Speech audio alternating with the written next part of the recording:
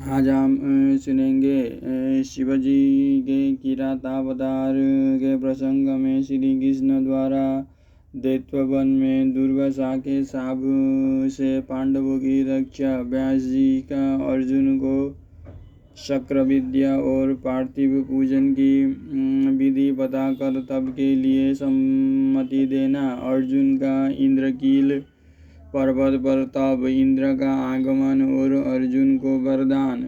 अर्जुन का शिवजी के उद्देश्य से पुनः तप में प्रवृत्त होना। तदनंतर पार्वती के विवाह प्रसंग में हुए जटिल तर्क तथा द्विज अवतारों की, फिर अश्वत्थामा अवतार की बात कहकर नंदीश्वरी जी आगे कहने लगे। बुद्धिमान सनत कुमार जी, अब तुम पिनाकधारी भगवान शिव के किरात नामक अवतार का वर्णन सुनो। उन अवतारों में उन्होंने मूक नामक दैत्य का वध और प्रसन्न होकर अर्जुन को वर प्रदान किया था। जब सुयोधन ने महाबली पांडवों को जुए में जीत लिया था, वे सती साध्वी द्रौपदी के साथ द्वैत वन में चले आए। वहीं वे पांडव सूर्य द्वारा दी हुई बटलोई का आश्रय लेकर सुखपूर्वक अपना समय बिताने लगे। प्रियवर, उसी समय सुयोधन ने आदरपूर्वक मुनिवर दुर्वासा को छल करने के प्रयोजन से पांडवों के निकट जाने के लिए प्रेरित किया।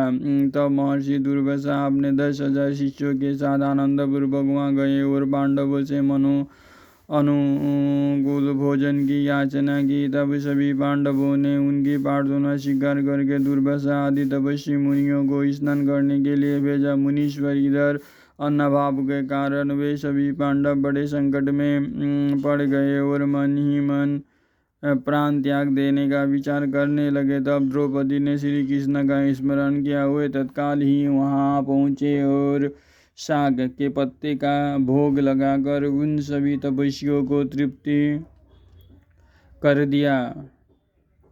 फिर तो महर्षि दुर्वासा अपने शिष्यों को तृप्त हुआ जानकर वहां से चलने लगे। इस प्रकार श्री कृष्ण की कृपा से उस समय पांडव संकट से मुक्त हुए। तदनंतर भगवान श्री कृष्ण ने पांडवों को शिवजी की आराधना करने की सम्मति दी। फिर व्यास जी ने भी आकर उन्हें शंकर के समाराधन का आदेश देते हुए कहा, शिवजी संपूर्ण दुखों का विनाश करने वाले हैं। वे भक्ति करने से थोड़े ही समय में प्रसन्न हो जाते हैं। इसीलिए सभी लोगों को शंकर जी की सेवा करनी चाहिए। वे महेश्वर प्रसन्न होने पर भक्तों की सारी अभिलाषाएं पूर्ण कर देते हैं, यहाँ तक कि वे इस लोक में सारा भोग और परलोक में मोक्ष तक दे डालते हैं। यह बिल्कुल निश्चित बात है। इसीलिए मुक्ति रूपी फल की कामना वाले मनुष्य को सदा शंभु की सेवा करनी चाहिए, क्योंकि भगवान शंकर साक्षात परम पुरुष, दुष्टों के संहारक और सत्पुरुषों के आश्रय स्वरूप है। अब अर्जुन पहले दृढ़ता पूर्वक शुक्र विद्या का जप करे, तब इंद्र पहले परीक्षा लेंगे, पीछे संतुष्ट हो जाएंगे। प्रसन्न होने पर वे सर्वदा विघ्नों का नाश करते रहेंगे और फिर शिवजी का श्रेष्ठ मंत्र प्रदान करेंगे। नंदीश्वर जी कहते हैं, मुने इतना कहकर व्यास जी अर्जुन को बुलाकर उन्हें शक्र विद्या का उपदेश देने को उद्यत हुए। तब तीक्ष्ण बुद्धि अर्जुन ने स्नान करके पूर्वमुख बैठकर उस विद्या को ग्रहण कर लिया। फिर उदार बुद्धि मुनिवर व्यास जी ने अर्जुन को पार्थिव लिंग के पूजन का विधान बतलाकर उनसे कहा। व्यास जी बोले, पार्थ, अब तुम यहाँ से परम रमणीय इंद्रकील पर्वत पर जाओ और वहाँ जाह्नवी के तट पर बैठकर सम्यक रूप से तपस्या करो। यह विद्या अदृश्य रूप से सदा तुम्हारा हित करती रहेगी। अर्जुन को ऐसा आशीर्वाद देकर व्यास जी पांडवों से कहने लगे, निपश्रेष्ठो, तुम सब लोग धर्म पर दृढ़ बने रहो, इससे तुम्हें सर्वदा श्रेष्ठ सिद्धि प्राप्त होगी। इसमें अन्यथा विचार करने की आवश्यकता नहीं है। नंदीश्वर जी कहते हैं, मुने इस प्रकार मुनिवर व्यास उन पांडवों को आशीर्वाद दे तथा शिव जी के चरण कमलों को स्मरण करके तुरंत ही अंतर्ध्यान हो गए। उधर शिव मंत्र के धारण करने से अर्जुन में भी अनुपम तेज प्राप्त हो गया। वे उस समय उद्दीप्त हो उठे। अर्जुन को देखकर सभी पांडवों को निश्चय हो गया कि अवश्य ही हमारी विजय होगी, क्योंकि अर्जुन में विपुल तेज उत्पन्न हो गया है। अब उन्होंने अर्जुन से कहा, व्यास जी के कथन से ऐसा प्रतीत होता है कि इस कार्य को केवल तुम ही कर सकते हो, यह दूसरे के द्वारा कभी भी सिद्ध नहीं हो सकता। अतः जाओ और हम लोगों का जीवन सफल बनाओ। तब अर्जुन ने चारों भाइयों तथा द्रौपदी से अनुमति मांगी।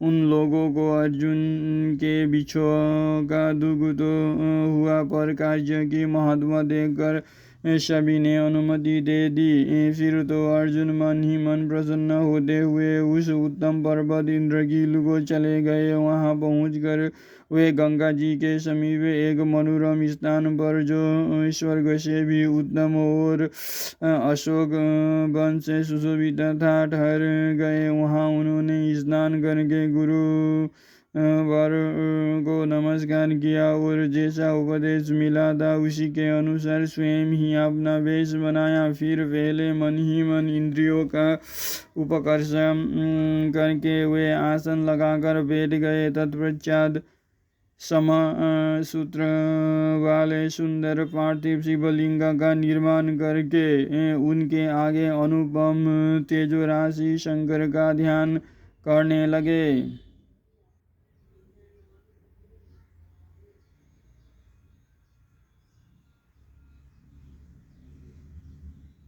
वे तीनों समय स्नान करके अनेक प्रकार से बारंबार शिव जी की पूजा करते हुए उपासना में तत्पर हो गए। तब अर्जुन ने शिरोभाग से तेज की ज्वाला निकलने लगी। उसे देखकर इंद्र के गुप्तचर भयभीत हो गए। वे सोचने लगे, यह यहाँ कब आ गया। पुनः उन्होंने ऐसा विचार किया कि यह